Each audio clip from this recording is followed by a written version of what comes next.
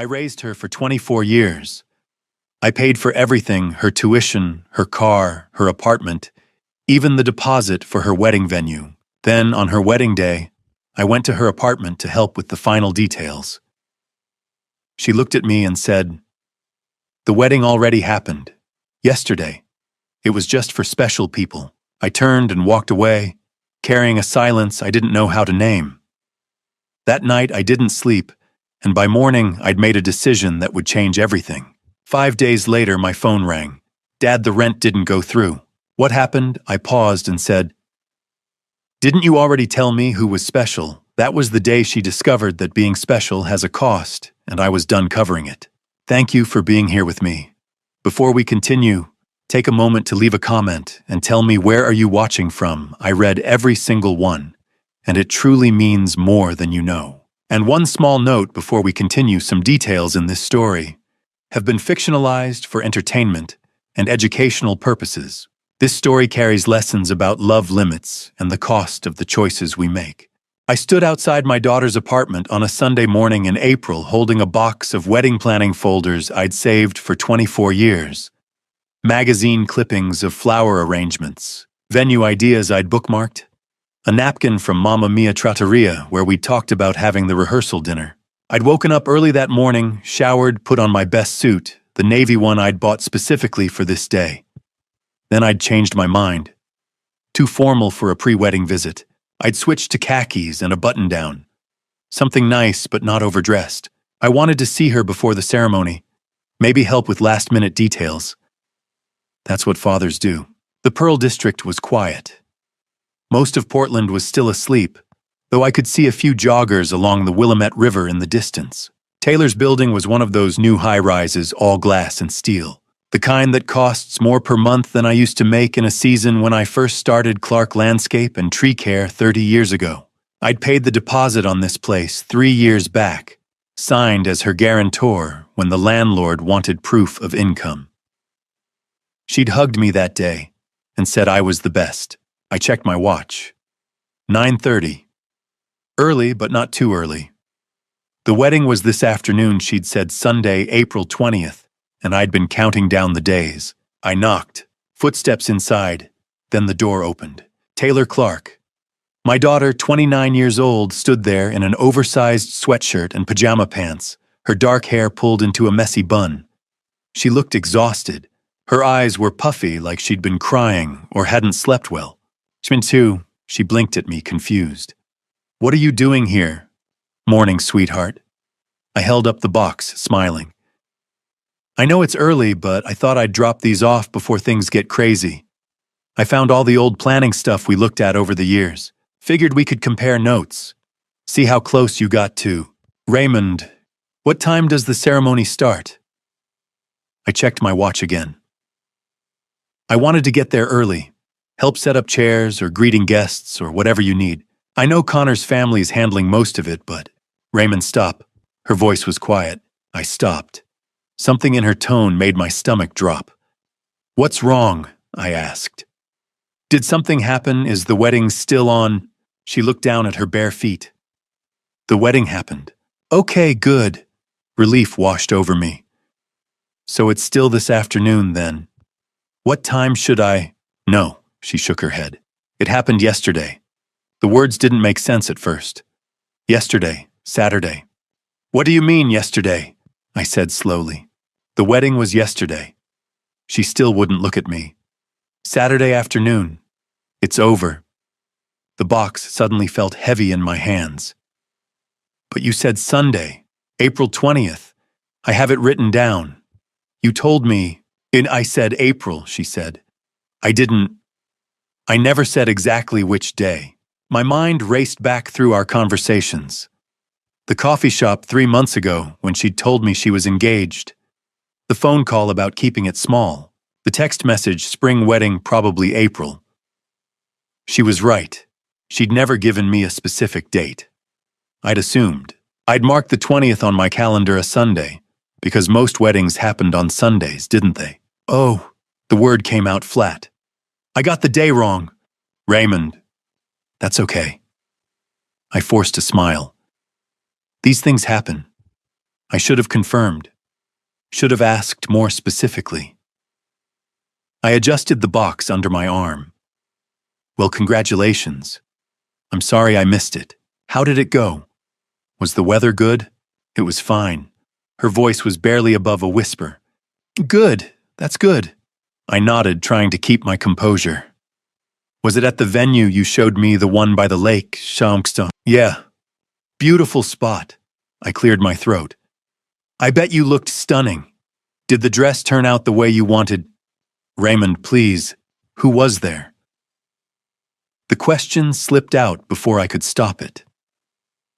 Just close family? Or did you end up inviting more people? She finally looked up at me.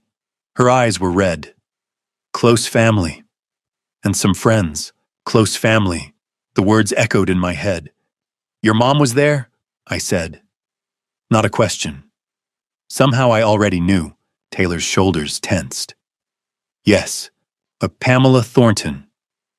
I said her full name. Your biological mother. The one who walked out when you were 5 years old and didn't call once in 24 years. She's trying, Raymond. Taylor's voice had an edge, now defensive. She reached out. She apologized for everything. She's been going to therapy. I wanted to give her a chance. Now that's good, I said. And I meant it. I did. Everyone deserves a second chance. She's changed. I'm glad. I interrupted gently. I'm glad she's in your life again. I'm glad she got to see you get married. Taylor bit her lip. A tear rolled down her cheek. I wasn't invited, I said. It wasn't a question, but I needed to say it out loud. Needed to hear how it sounded. It wasn't like that. Was I invited, Taylor? She shook her head. No. The word hung between us like smoke. Why? My voice cracked. 24 years. I was there when you learned to ride a bike, when you graduated high school, when you got into college. I paid for your apartment, your car, your... I stopped myself. That wasn't the point. I just want to understand why I wasn't special enough. It was complicated. She was crying openly now. Pamela said she said you'd be upset if you knew she was coming. She said it would cause drama. She said I had to choose, and it was my wedding, so I got to decide who was special. I finished for her. She nodded, tears streaming down her face. I set the box down on her doormat. 24 years of wedding dreams in a cardboard box. Magazine clippings from when she was 7 and said she wanted purple flowers. Venue photos from when she was 16 and made me promise I'd walk her down the aisle someday. Even though I wasn't her biological father, she'd said it didn't matter, because I was the one who stayed. The one who stayed. I straightened up. Well, congratulations to you and Connor. Connor Matthews, her husband now. I'd met him exactly twice. Once at a coffee shop when they first started dating, once when they came by my office to announce the engagement. Nice enough guy, real estate agent. But I barely knew him. I hope you'll be very happy together. Raymond, please. I should go. I was already turning toward the stairs. I'm sure you have a lot to do today. Honeymoon to pack for thank you cards to write. Can we talk about this? I stopped. Looked back at her standing in the doorway in her pajamas, mascara smudged under her eyes. What is there to talk about? I asked quietly. I'm sorry. She choked on the words. I'm so sorry. I know you are. And I believed her. I could see it in her face, the guilt, the regret. But it didn't change what had happened. I just wish you'd been sorry enough to invite me. I walked down the hallway before she could respond. Behind me, I heard her say my name one more time, but I didn't turn around. I couldn't. The morning air hit me when I stepped outside. Joggers ran past. A couple walked by with coffee cups laughing about something. The world kept moving like nothing had changed, but everything had changed. I sat in my truck for a long time. 20 minutes, maybe more. Just sat there with my hands on the steering wheel, staring at the apartment building. The box was still up there on her doormat. I'd left it behind. 24 years, and I'd left it all behind. When I finally drove home, My house felt emptier than usual. I walked straight to my study and opened my laptop. My hands moved automatically, opening a new document. The cursor blinked at me, waiting. I typed account closure plan. I stared at those 3 words for a long time. Then, I saved the document and closed my laptop. I didn't know what came next. But I knew one thing for certain: something had broken that morning. Something I'd spent 24 years building. And I wasn't sure it could ever be fixed. But maybe it didn't need to be. Maybe it was time to stop trying. That night, I couldn't sleep. I lay in bed, staring at the ceiling, seeing her face in that doorway over and over again, hearing her voice repeat itself in my head. It was my day. I got to decide who was special. The words echoed until they felt carved into the dark. Around 11, I gave up pretending rest would come. I walked down the hall to my study, a narrow room barely large enough for a desk, a filing cabinet, and a bookshelf crammed with landscaping manuals and old photo albums. I turned on the desk lamp and opened the bottom drawer of the cabinet. Behind tax returns and insurance forms sat a cardboard box. Not the wedding folders I'd left at her apartment. This one was older, heavier. Years ago, I'd labeled it in black marker T, important. I lifted it onto the desk and opened the lid. 24 years of my life looked back at me. The first item was a watercolor painting on construction paper stick figures holding hands. Above it, in a teacher's handwriting, Taylor Clark Kindergarten. Me and my dad. She'd been 5 years old 3 months after Pamela Thornton, her biological mother, walked out without a word. I remembered coming home from work one September afternoon and finding Taylor sitting on the porch steps clutching that painting. Teacher said we had to draw our family, she'd said quietly. I'd sat beside her. That's beautiful. There's only 2 people. She looked up at me with wide brown eyes. Is that okay? That's perfect, I told her. Some families are big, some are small. Ours is just right. That same year, I attended my first parent-teacher conference alone, surrounded by couples. Her teacher praised how bright she was. Walking to the truck afterward, Taylor slipped her hand into mine. Raymond, she asked, still unsure what to call me. Are you my real dad? I crouched to her level. I'm the dad who stays. That's the realest kind there is. She hugged me so tightly, I could barely breathe. I set the painting aside and picked up the next item, a slightly faded photograph. Taylor on a bicycle I'd spray-painted purple because it was her favorite color. She was 11, grinning so wide her eyes nearly closed, knees scraped and bandaged. I stood behind her, one hand on the seat, running alongside. That afternoon took 3 hours in the elementary school parking lot. She fell 6 times, skinned her knees twice, threw her helmet once, and shouted, I can't do it. Yes, you can, I said. You just haven't done it yet. On the 7th try, she found her balance. I let go and watched her pedal away, wobbling but upright. When she realized she was riding alone, she turned back with pure, unfiltered joy on her face. I would give anything to return to that moment. Next was her high school graduation program. I found her name, Taylor Elizabeth Clark, class of 2014. She was 18. I'd sat in the bleachers that June morning and watched her cross the stage in her cap and gown. When her name was called, I stood the only one in my row and clapped until my hands hurt. Afterward, in the parking lot, she ran to me and wrapped her arms around my neck. Thank you for everything, she whispered, for never giving up on me. I cried right there among celebrating families, not from sadness, but from pride. This bright, kind, determined girl was proof that love mattered more than biology. I'm so proud of you, I said. I couldn't have done it without you, she replied. I believed her. 4 years later came college graduation. I found the photo of us outside Portland State University, her holding her diploma, me in the navy suit I'd worn that very morning, thinking I'd wear it to her wedding. After the ceremony, we ate at Mamma Mia Trattoria. Over pasta, she told me about her student loans, $32,000, and the weight of starting adulthood under that burden. I'll take care of it, I said. Raymond, no. That's too much. You earned your degree, I told her. Start free. She squeezed my hand. I'll pay you back. You already have. I wrote the check the next week. $32,000 from my retirement account. I never told her it pushed my own retirement back 3 years.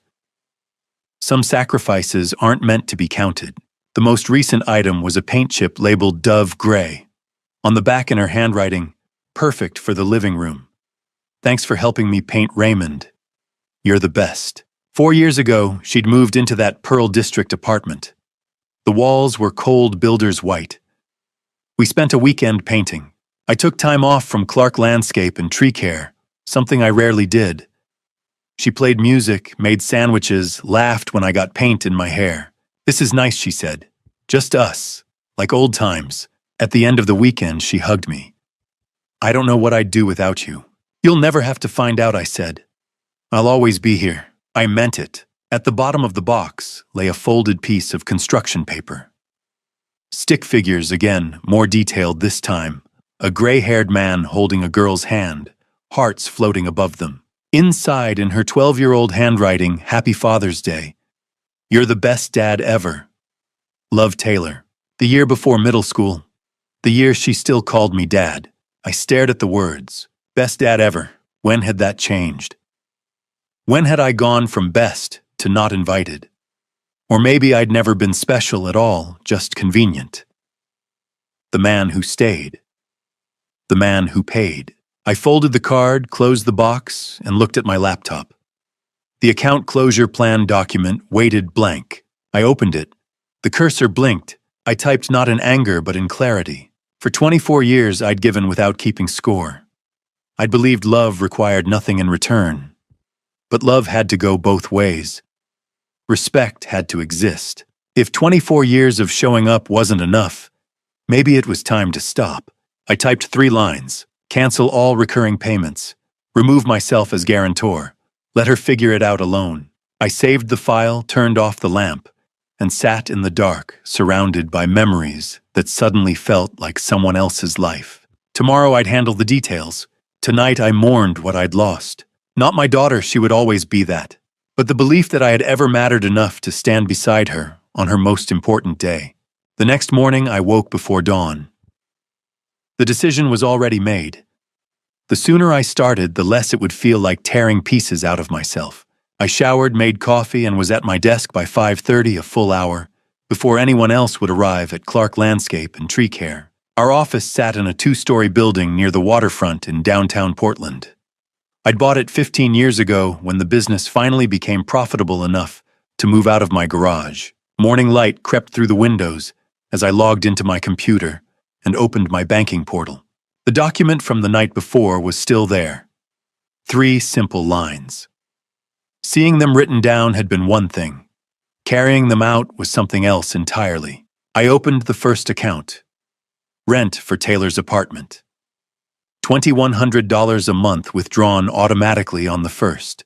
I'd set it up 3 years ago when she moved in, told her not to worry that I'd handle it while she found her footing. I clicked Cancel Recurring Payment. A warning box appeared. Are you sure this action cannot be undone? My finger hovered. I pictured myself standing outside her apartment yesterday morning, dressed carefully, holding that box of wedding folders, believing I was about to see my daughter get married. I heard her words again. It was my day. I got to decide who was special. I clicked Confirm. The screen refreshed. Payment canceled. Next was the car payment. $450 a month. I'd co-signed on the Honda 2 years earlier when her credit score wasn't enough. I hadn't hesitated then. Cancel, confirm, insurance followed. Health, dental, vision, $500 a month. She'd stayed on my company plan because it was better than what her employer offered. Cancel, confirm. Phone bill, streaming services, gym membership. Each one was a thread I'd woven into the net beneath her. Each cancellation a deliberate cut. By 6:37, accounts were gone. The summary appeared, 7 recurring payments canceled. Estimated monthly savings, $3,260. Savings. The word made my chest tighten. I wasn't saving anything. I was letting go. I leaned back in my chair and stared until the numbers blurred. Raymond. I looked up. Gloria Stevens stood in my doorway, coat still on purse over her shoulder. She'd kept the books here for 12 years. She knew every dollar this company touched, and every dollar I'd spent on Taylor. "You're here early," she said. "Couldn't sleep." I closed the browser. She stepped inside, eyes lingering on the reflection in my glasses. "What did you do?" I removed my glasses and rubbed my eyes. What I should have done years ago. "Raymond." "She got married Saturday," I said. "I found out yesterday morning when I showed up thinking the wedding was that day. I wasn't invited." Gloria sat down slowly. "Oh, Raymond." Her mother was there. Pamela. The woman who walked out 24 years ago. I laughed without humor. I was there for everything. School plays, conferences, birthdays, college, loans, rent. And I wasn't special enough for her wedding, so you cut her off. I canceled automatic payments, I said. "I'm not funding a life that doesn't include me." Gloria was quiet. Then she said, "My daughter hasn't spoken to me in 6 years." I looked up. "I didn't know you had a daughter. Most people don't." "Her name's Rebecca. I raised her alone. 2 jobs. College paid. When she moved away, she stopped calling. When I asked why, she said I was too needy, that I made her feel guilty for living her life." I swallowed. That must have hurt. It did. Gloria met my eyes. Because she was right. I kept score. I reminded her of every sacrifice. You didn't. You gave because you loved her. If she can't see that the failure isn't yours, then why does it feel like it is? "Because you're a good father," she said gently. "Good fathers always blame themselves." She stood. "You did the right thing. Love isn't one way. If she wants you back, she needs to see you as her father, not her provider." "Thank you." She paused at the door. "Rebecca called me last year. She'd had a baby. We're rebuilding slowly. Sometimes people need to lose something before they understand its value." After she left, I sat alone. Around 8, my phone rang. Dennis Crawford, my business partner. "You okay?" he asked. Gloria told me. "I'm fine. You want breakfast talk?" "No. I need time." "She's going to call," he said. "When payments fail." "I know. What will you say?" I thought of teaching her to ride a bike. Graduation days, paying off her loans. "I'll tell her it's time she stands on her own." Dennis exhaled. "I think you're doing the right thing. We'll see." Afterward, I emailed the property management company. "Please remove Raymond Clark as guarantor for Unit 408. Effective immediately." I reread it, then sent it. At 8:15, I checked the portal one last time. 7 accounts closed. 24 years of support undone. I shut down my computer. I didn't call her. I didn't explain. The first of the month was 5 days away. She'd notice soon enough. 5 days later, my phone rang during a client meeting. Taylor's name lit up the screen, her college graduation photo smiling at me. I let it ring. Then I stepped into the hallway and answered. "Hello, Taylor." Her voice was sharp, frantic. "What did you do?" 5 days after I cut her off, she came to my office. I heard her voice in the lobby, first sharp, desperate, cutting through the usual Saturday morning quiet. We were only open half days on weekends, and most of the crew was out on jobs. Gloria was at the front desk, and I heard her say, "Miss Clark, he's in a meeting. You can't just..." Then footsteps, fast, determined. My office door flew open. Taylor stood in the doorway, and I barely recognized her. Her face was flushed, her hair pulled back in a messy ponytail, wearing sweatpants and an oversized jacket like she'd thrown on whatever was closest, and rushed out the door. Her eyes were red from crying, or from not sleeping, I couldn't tell. Maybe both. Behind her, Gloria appeared out of breath. "I'm sorry, Raymond. It's okay, Gloria." I set down my pen. "Come in, Taylor." Gloria hesitated, then stepped back and closed the door, leaving us alone. Taylor didn't sit. She stood there, hands clenched into fists at her sides. "What did you do?" she said. I'd known this moment was coming. Had rehearsed it in my head a dozen times over the past 5 days. But now that she was here, standing in my office, looking like her world was falling apart, all my carefully prepared words evaporated. "I stopped paying for your life," I said. "You..." She stopped like she couldn't process what I'd said. My rent bounced. The landlord called me Thursday morning saying the payment didn't go through. I thought it was a mistake, so I called the bank, and they said—" Her voice cracked. "They said you canceled the automatic transfer." "That's right. And my car payment, my insurance, my phone bill, all canceled," I said. "As of Monday morning." She stared at me. "You can't just do that. After all these years, you can't just—" "Yes, I can." I stood up and walked around my desk. "You're 29 years old, Taylor. You're married. You have a job and a degree I paid for. You're an adult. Adults pay their own bills. But you always—" She stopped herself. "You've always helped me. You said you'd always be there." "I said I'd always love you," I corrected. "And I will. But love doesn't mean I have to keep funding your life while you pretend I don't exist." "I don't pretend. You didn't invite me to your wedding." The words came out harder than I intended. "You got married a week ago, and I found out by showing up at your apartment the next morning, thinking the ceremony was that day. Do you have any idea what that felt like?" She looked down. "It was complicated. So you keep saying." I crossed my arms. "But it's not complicated, Taylor. You made a choice. You decided who was important enough to be there. And I wasn't one of those people." "It wasn't like that." "Then what was it like?" I asked. "Because from where I'm standing, I spent 24 years showing up for you. Every parent-teacher conference, every school play, every birthday, every graduation. I paid off your student loans. I co-signed your apartment lease. I bought you a car. And when it came time for the most important day of your life, you didn't even tell me it was happening." Tears were streaming down her face now. "Pamela said—" I went very still. "What did Pamela say?" "She said you'd react like this." Taylor's voice turned defensive, like she was repeating words someone else had put in her mouth. "She said if you found out she was coming to the wedding, you'd make it all about you. You'd try to control everything. She said I had to choose, and it was my day, so I got to decide who was special," I finished quietly. She nodded, wiping her eyes with her sleeve. I took a breath. Not anger at Taylor, anger at the woman who'd walked out on her 24 years ago and was now turning her against me. "Let me ask you something," I said. "In 24 years, have I ever tried to control you?" Taylor opened her mouth, then closed it. "Have I ever told you who you could date, what job you could take, where you could live?" "No, but did I demand to plan your wedding? Did I insist on walking you down the aisle?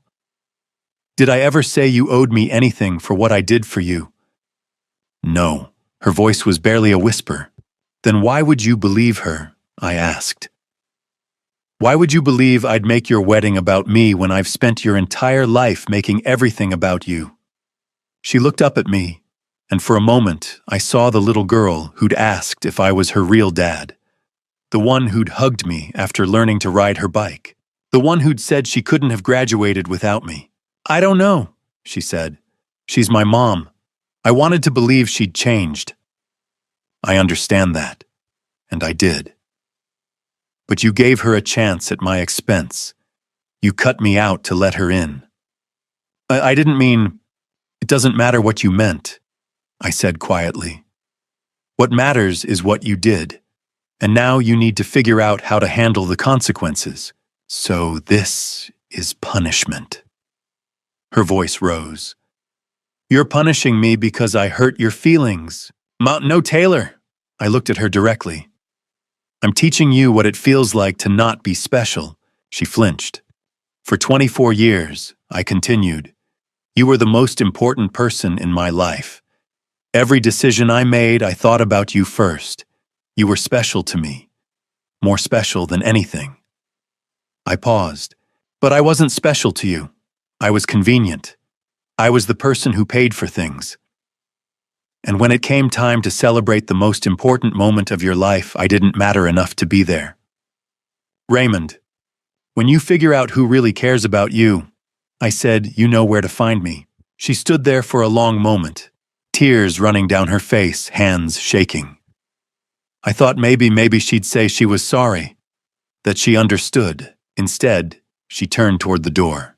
"This isn't over," she said. "I know." She left. The door closed with a soft click. I sat at my desk and stared at the spot where she'd been standing. Gloria appeared a few minutes later, peeking in. "You okay?" she asked. "No," I said, "but I will be." She nodded and quietly closed the door. I'd thought standing my ground would bring relief. It didn't. All I felt was tired. 2 weeks after our confrontation, Dennis Crawford, my business partner for the past 15 years, called me at the office. "You need to hear this," he said. His voice had that tone, the one that meant trouble. I set down my coffee. "I'm listening."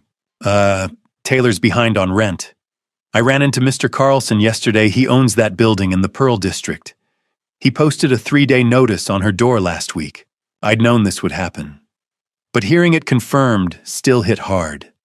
She's been trying to get loans, Dennis continued. Applied at 3 banks. Got denied every time, no cosigner, not enough income. And that woman I saw her with at the bank. Dennis paused. She's at the apartment every day. Stays over most nights from what the neighbors say. My jaw tightened. Pamela Thornton, her biological mother. The one who left when she was 5. She helping with money. I doubt it, I said. She's helping with something else. Making sure Taylor knows this is all my fault. What's the plan? Dennis asked. I wait, I said. For her to figure out who's really on her side. After we hung up, I tried to focus on work. But my mind kept drifting back to Pamela staying at Taylor's apartment, whispering in her ear every night. Around noon, my phone rang. Unknown number. Mr. Clark. A young woman's voice. My name is Kimberly Stone.